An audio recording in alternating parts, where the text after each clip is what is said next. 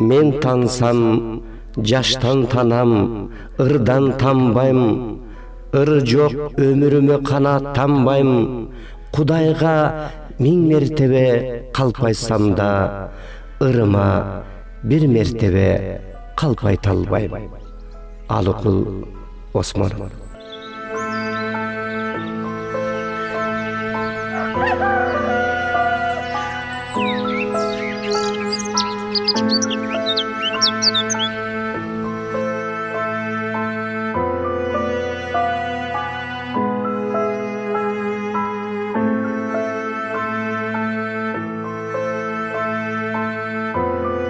Мына ушул турган аянтча бул Алыкул Осмонов мамлекеттик мемориалдык комплекс деп аталат. Бул 1990 жылы курулган. Мунун курулушуна бирден бир себепкер болгон биздин ошол кездеги СК КПСС'те иштеп турган Медеткан Шеримкулов аксакалдын демилгеси болчу. Ушул музейди курулуш башталды, жер тандалды. Ушул жер абдан мындай ылайыктуу жер экен дешип, ана мен өзүм катышып калдым. Ошондо Шеримкулов келген, мына здание турган имараттын жанында чогулуш болуп, ушул жер жактырылды. Уюштуруу комитети түзүлүп, аяка төрага шайланып, анан ошол иш-чарага байланыштуу 100 жылдыгына карата пландары түзүлүп, мына жердеги коктук олондун баарын тегиздеп, мына жерде чоң талдар турчу эле тегерегинде. Алардын баарын алдырып, артыкбаш дөңлөрдүн бүт бардыгы алынды дагы жакшынакай болуп багы тегизделгенден кийин, андан кийин жанагындай аллеялар ачылды. Жанагы азыркы биз көрүп аткан аллеялар эки жагына отургузулган жанагы туялар жок эле ал убактачы. Кийин отургузулган.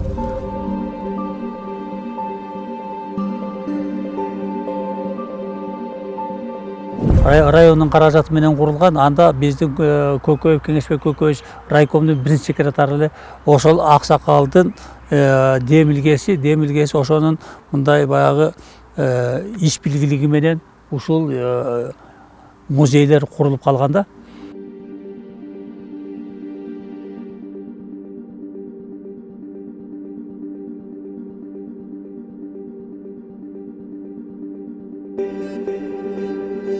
Алыкул Осмоновдун музейине 35 жылдын жүзү болуп баратат.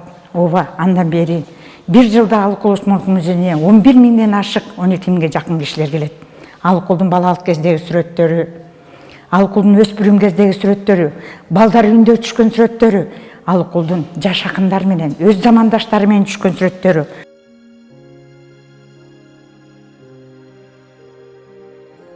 Бул пальто 1990 жылы музей ачылганда Алыкулдун жакшы саналаш адамдары бир тууган эжеси Мария эжеси аркылуу ушул кийип жүргөн каракүл жака драп пальтосу Алыкулдун музейине 90 жылы илинген. Андан бери биз дагы бул пальтону аздектеп, жакшы акыбалда сактап келе жатабыз. Бул машинка Алыкул Осмоновдун жазуучулар союзунан кийин алынып келинген. Акындын ырлары бастырылган машинка. Бул жерде менин үйүм жана Айлыма деген ыры турат. Көргүм келет өзөндөрдүн сайларын, апам менен атам баскан жайларын деп. Алыкул баягы айылын, жерин сагынган Алыкул өзү жигит болгон кезде келген айылга. Жигит болгон кезде келген айылга Алыкул кызыл чачы келиндерди, саанчы жеңелерин көрүп, эмгекке бөлөнгөн айылын көрүп, баягы балдар үйүнө 5 жашында таштап кеткен чоң атасы Оразалыны көрүп, эч бир кек сактабай, эң сонун чыгармаларды жараткан. Ошон ичинен Саанчы жеңеме, Кызыл чачы жеңеме, Башкарган айылы, Айлыма, Кайыңды айылым деген эң сонун ырларды жараткан. Алыкул балдар үйүнөн кийин Бишкек шаарында, Бишкектеги да азыр педагогикалык техникумга кирип, ал жактан Айдай аттуу кызга ашык болгону бул чындык. Айдай дагы өз заманынын кой көздүү, сурма каштуу, улуң чачтуу өз заманынын татынакай периште кызы болгон.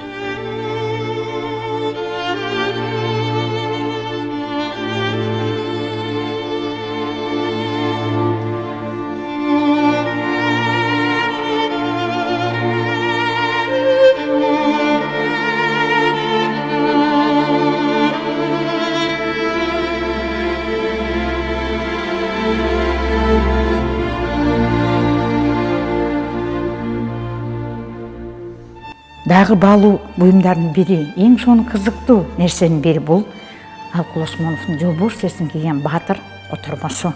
Мына бул китептин өзүнө 16 жылдан кийин бир кылым болот. Алыкул Осмонов Айдай менен кыз жигит болуп жүргөндө бул китепти Айдайга котором деп айтканы чындык. Кээ бир которгон ырларын, куплеттерин Айдайга окуп да берген. Анан Айдайга биринчи кудалап койгон жигитке турмушка чыкмакчы болот Айдай. Ошондо Айдай баягы Алыкулдан биринчи Абдыш Самсалиевдин ата-энеси кудалап келип калат да. Ошондо Айдай Алыкулга кат жазат. Мен ата-энемдин сөзүнөн чыга албай калдым дегенде Алыкул 24 экен. Ызаланып калган Алыкул, биринчи махабатынан айрылган Алыкул Жолборс дерсин кийген баатырды 24 жашында 8 айдын ичинде которуп бүтөт. Себеби бул китепти ал Айдайдын колуна белекке берем дейт. Эмне үчүн? Бул китеп махабатты, достукту, адамдагы эң сонун асыл сапаттарды таңазалаган. Дегеле адамдын адамга наристе болуп төрөлгөндөн баштап өмүр өткөнгө чейин өтө кымбат экендигин таңазалаган. Адамдагы эң сонун акылды, адамкерчиликти, достукту, махабатты таңазалап атат. Ошондуктан мынтип жазат Алыкул. Ааламды алдоо кылып жаратканым, баарына энчи өлүп жашагандын, асмандан жердеги кубат берип, дүйнөнүн жарыкчылык жыргалдарын бир гана адамзатка жазып койгон бийлигин өкүм кылып падышам дейт. Ооба, Жолборс дерсин кийген баатыр дал ушинтип башталат. Себеби бир гана адамзат өмүр бою ааламга өкүмдөр кылат экен. Бул китепти Грузин элинин акыны Шота Руставели 10 кылым мурун жазган экен. Ал эми Алыкулдун котормосуна 16 жылдан кийин бир кылым болот.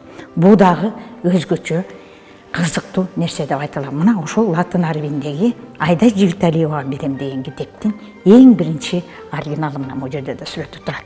90-жылы музей жаңы ачылып атканда Алыкулдун жакшы саналаш адамдары, курбулары, акын жазуучулар аркылуу музейге 90-жылдан бери коюлуп биз сактап келе жатабыз. Мына ушул китепти мынтип айтат Алыкул. Бул китептин өзгөчө сыры мында. Мен муну жазып жатканда кээ бир жеринен өз алдымча кетип калдым дейт. Анткени бул китептин сыйкырдуу күчү да ушунда дейт.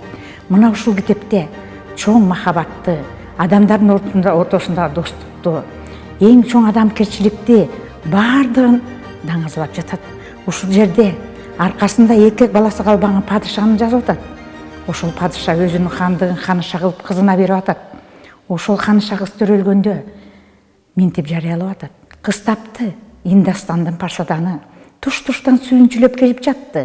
Ошондо күн менен ай токтоп туруп, бири алтын, бири күмүш нурун чачты дейт. Мына адамзаттын төрөлгөндөн баштап дегеле өмүрү канча Кудай Таалам берсе өмүр өткөнгө чейин адамдын адамга кымбат экендигин, ошо адамдардын ортосунда тагдыр, махабат, достук, боорукерлик, кумандуулукту даңазалап жазып жатат.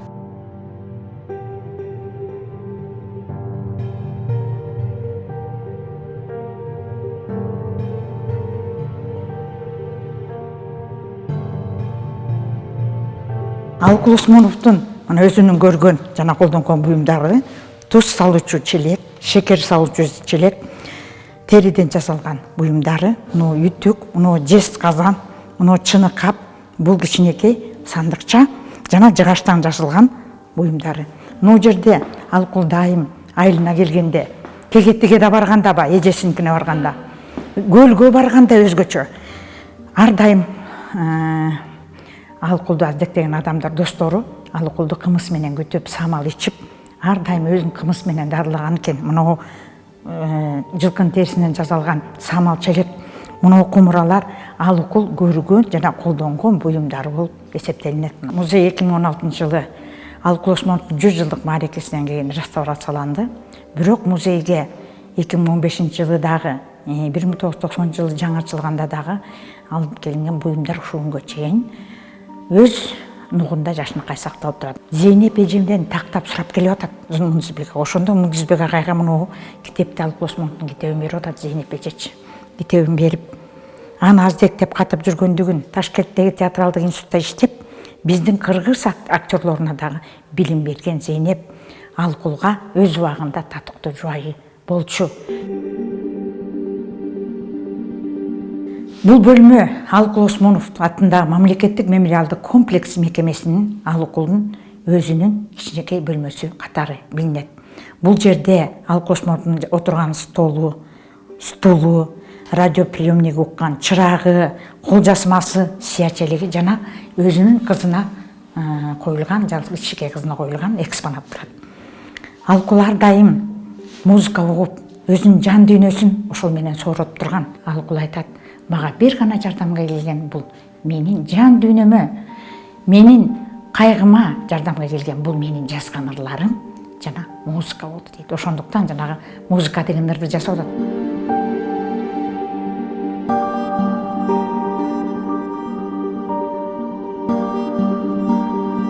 Алыкул которгон Аттила, Евгений Онегин, Пушкинди, Шекспирди, Шотаны которгон китептердин кийинки котормолорунун кийинки чыгарылган китептери.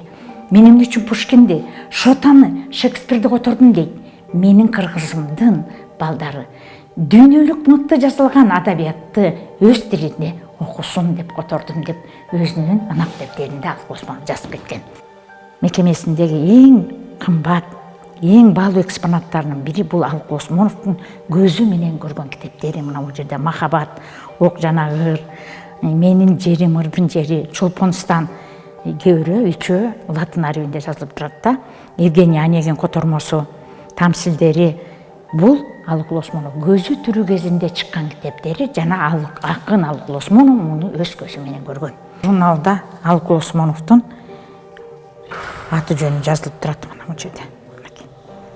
Бул педагогикалык техникумда окуп жүргөндө Игнатьев сүрөт жана чийүү сабагына берип калыптыр Алыкул Осмонов. Мына ошонун кийинкиге чейин 90-жылы алынып келинген музейге сакталып калган класстык журнал. Бул жерде Алыкул Осмоновдун аты жөнү жазылып, ал жерде анан Алыкул поэт деп жазып койгону бар экен. Игнатьевдинчи. Анткени Игнатьев Алыкулдун ырларын окуп: "Алыкул, сен ыр жазгын, сенден эң сонун акын чыгат" деп айткандардын бири бул Игнатьев болчу. Алыкулдун жан курбусу, жанында жүргөн досу Гапар Айтиев Алыкул каза болгондо бет кабын гипске түшүрүп койгон. Бул дагы баалуу экспонаттардын бири болуп эсептелинет.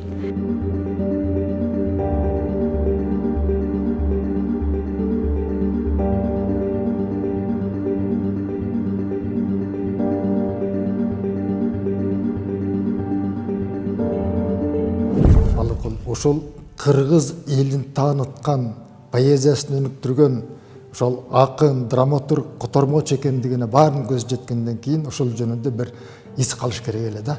Мына ошол максатта ушул музей курулуп калды чындыгында. Алыкул деген эми биздин сыймыгыбыз, биздин жердешибиз. Ушул жерде туулуп, ушул жерден 7 жашка чейин чоңоюп, анан эми ата энеден эрте айрылып калган. Ак Чүлүү деген конуш бар экен.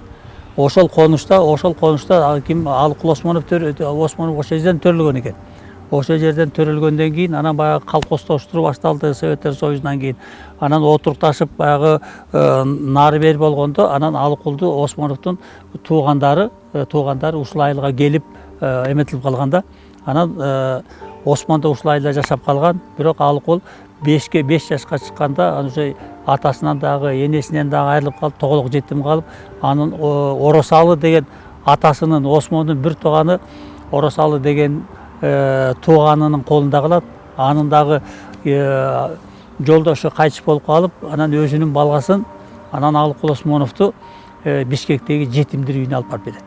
Кийин Алыкул болуп элге таанылып, мындай караны көрүнүп калганда, анан туугандарын иштеп келип, Оросалыга жолугуп, бердеги Капталдагы туугандар менен жолугуп, анан жанагы кийин оор эметип жүргөндө ырларын жанагы дыйканчылыкка байланыштуу кызыл чачы, саанчы жеңе, тракторист эмне деген ушундай көп ырлардын баары тең ушул айылда жүрүп, анан кийин Алыкул жазган. Бүгүнкү күнү жалаң бул мектеп эмес, сырттан да келет. Мектеп окуучулары келет, алып келет ушул музейге. Багы Алыкул дегендер, өзгөчө жанагы кыргыз тил сабагынан берген мугалимдер өздөрүнүн балдарын алып келип ушул жерге көргөзүп кетет. Ошондуктан бул тарбиялык мааниси азыркы кийинки өсүп жаткан жаш муундарга Алыкулдун ким экендигин тааныткан мына ошол мугалимдер бүгүнкү иштеп атат.